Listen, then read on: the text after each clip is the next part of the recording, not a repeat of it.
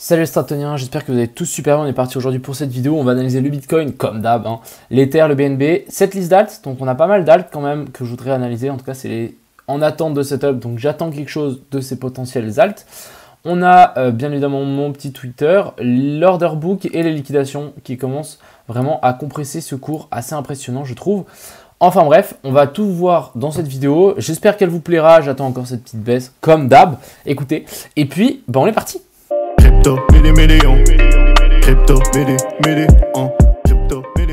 Donc on est parti sur ce Bitcoin ici. Vous avez la miniature que je vous ai mis, c'est celle-ci. Donc qu'est-ce que j'avais dessiné hier dans la miniature? J'avais mis ce petit biseau ici avec un breakout vers le haut. Je l'ai même mis sur Twitter. On va regarder ensemble. On va débriefer ce qui s'est passé. Donc j'avais mis un petit biseau. Normalement c'est censé casser par le bas, mais bon, on connaît la crypto. C'est un marché de manipulation. Petite pump pour ensuite redescendre. Finalement, on a eu exactement le petit pump que j'attendais jusque là-haut. Et du coup, maintenant, on attend la descente vers le bas. Ici, on voit qu'on est en train de vouloir descendre. Petit range qui va sans doute casser vers le bas vu les U qu'on est en train de faire. Et en fait, ça correspondait aux petites liquidations qu'on avait ici au nord pour venir chercher avant de descendre plus bas.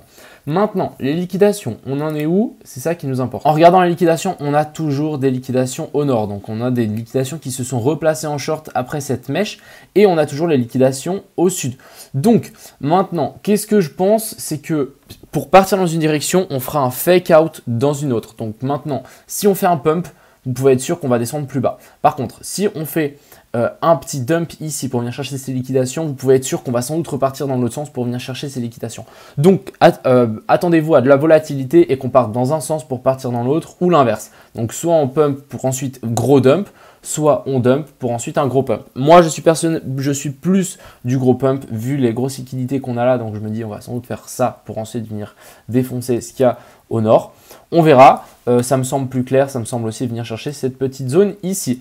Je rappelle qu'on a du coup hier, on a du coup eu la clôture ici en weekly. Donc, on a une clôture, plutôt une bougie d'indécision un petit peu, donc un peu ce qu'on avait là.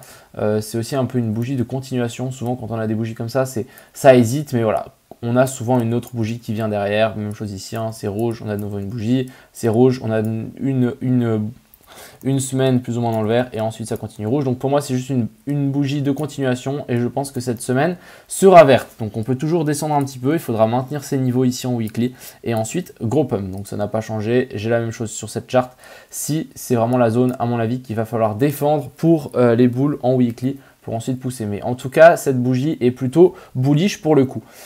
Passons juste sur d'autres petites charts, je pense. Donc, je vais vous partager mon petit trade que j'ai envie de faire. Donc ici, on a potentiellement une inversion de tendance. Donc vous voyez, ici, on a fait un plus bas et ici, on a fait un plus haut. Donc là, on a inversé la tendance.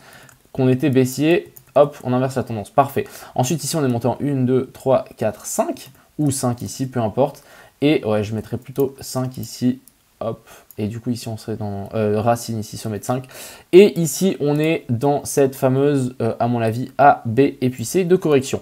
Quels sont les objectifs de cette potentielle C? Sont environ la zone des 0,618. Je l'ai prise là, on va juste mettre 2 comme ça. On est plus ou moins sûr de où est-ce que ça nous fait une moyenne. Parce que vous savez que c'est jamais précis. Donc voilà, ça nous fait une grosse moyenne. Les 161,8 sont la grosse target pour une target de C. Donc c'est toute cette zone-ci. Actuellement, moi j'ai placé mon ordre juste ici. Donc vers la zone des 4400, 44 800. Par là autour, je pense que ça peut être une magnifique target dans la zone de POI. Un petit peu basse, vous allez me dire. Mais je pense que ça peut largement passer pour le coup. Ce qui est assez intéressant aussi, c'est qu'il y a des gens qui utilisent le Fibonacci pour prendre la dernière baisse et qui tirent sur la zone des 0,5. Ce serait aussi une belle zone de retournement. Je vais patienter, je mets mon ordre ici. Si vraiment on a une pattern de retournement en 1 minute là-dedans, je changerai bien évidemment mon entrée. Mais pour le coup, voilà, moi c'est vraiment cette zone-là que j'attends avec un stop loss très très serré. Je ne pense pas qu'on passera sous ce bottom-ci. D'ailleurs, il n'y a pas forcément de liquidité. Et puis ici, on est remonté assez vite. Donc les gens avaient peur quand on est remonté là. Donc je ne pense pas qu'il y ait trop de stop en fait ici en dessous. Donc ça devrait aller. Il y a plus des liquidations juste placées au-dessus. Et on va essayer de les prendre. Au moment où les gens sont liquidés, nous on va essayer de rentrer en longue. Et puis ici sur cette charte, on voit qu'on a une magnifique zone de support avec la MA200 en 1 heure. Pourquoi pas faire un petit tour vers le bas? Pourquoi? Parce qu'en fait, les gens, imaginez-vous là, on stagne depuis ce week-end, les gens ont placé leur stop tous là. Parce que ici, le placé, c'est trop bas. Donc, ils ont tous placé leur stop ici. Donc, c'est clair et net que si on veut chercher plus haut, on fera ça avant de partir. ou l'inverse. Mais en fait, quand je vois comme on est vite repoussé vers le nord, je me dis qu'en fait, les gens n'ont pas le temps de shorter et pas le temps de mettre leur stop là-haut. Donc, plutôt latéraliser ici. On fait un petit swipe et ensuite décollage. Du côté de l'Ether, c'est plus ou moins la même chose. Les gens sont clairement en train de poser leur stop là. Là, c'est juste obvious.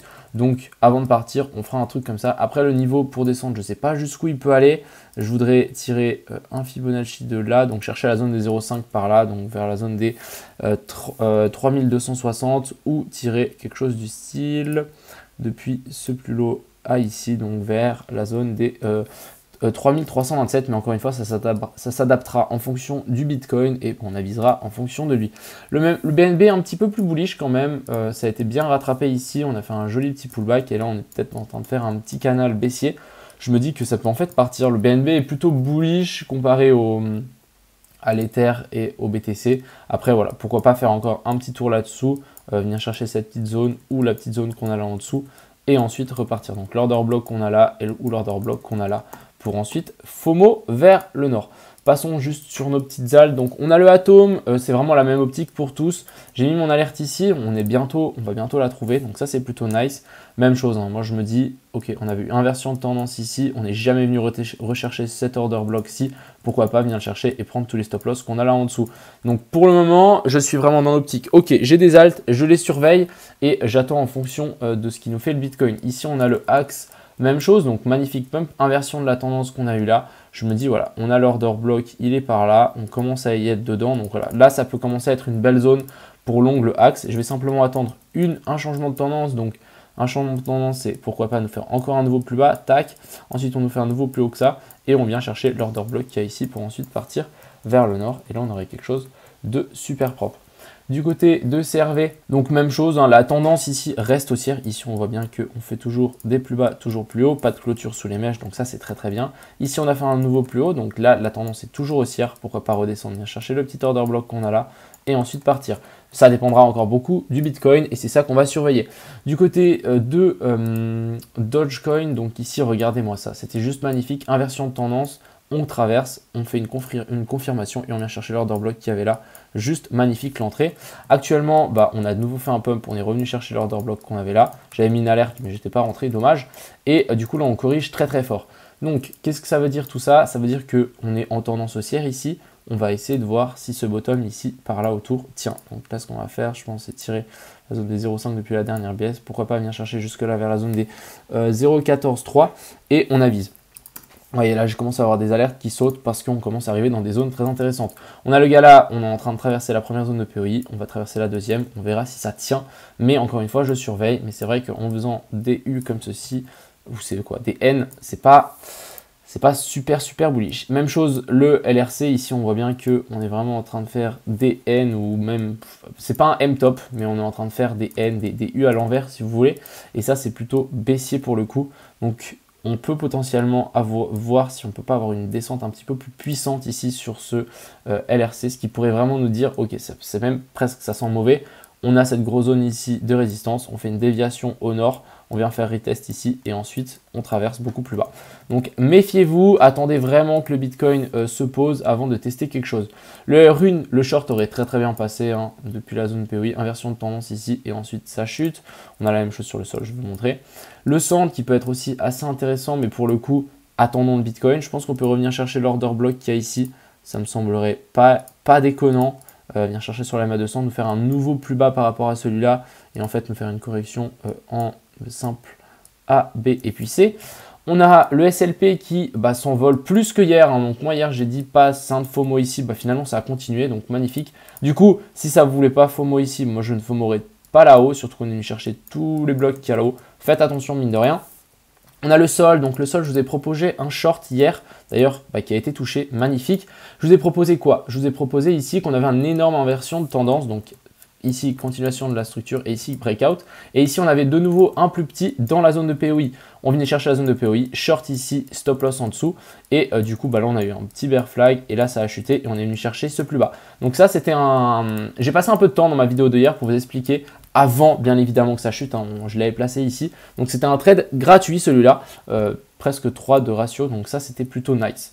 On a le XTZ qui traverse cette fameuse zone. Ici, vous voyez, on a une belle zone de support sur laquelle on traverse. Là, on est en train de chercher les stop loss. Vous voyez, un petit peu plus de volume qui commence à arriver.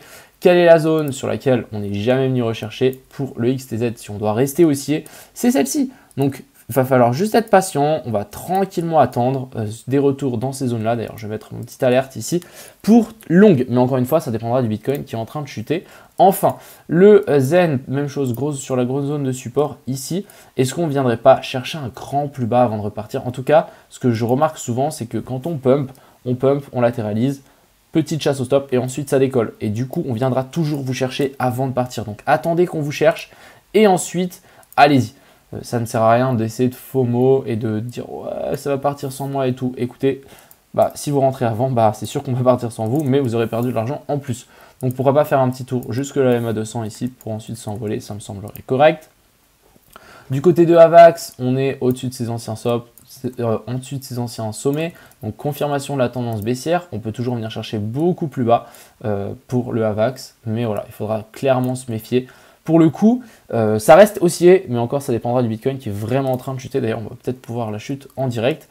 Ici, on a le Lux aussi que je surveille. On va peut-être revenir faire un petit retest dans ces zones-là, mais ça commence à dégringoler. Donc ça, c'est plutôt nice. On va simplement patienter que notre petite zone arrive. La vidéo, j'espère qu'elle sortira rapidement.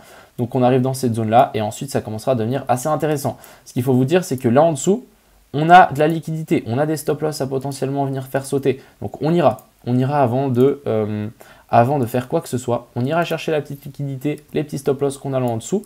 Et ensuite, on essaie de prendre des entrées en longue. Je rappelle que les bougies rouges sont là pour être achetées. Enfin bref, j'espère que cette vidéo vous a plu. Je ne fais pas trop long comme ça, vous pouvez la voir avant que ça chute trop bas. Et puis, je vous souhaite une excellente soirée. Profitez bien et à plus.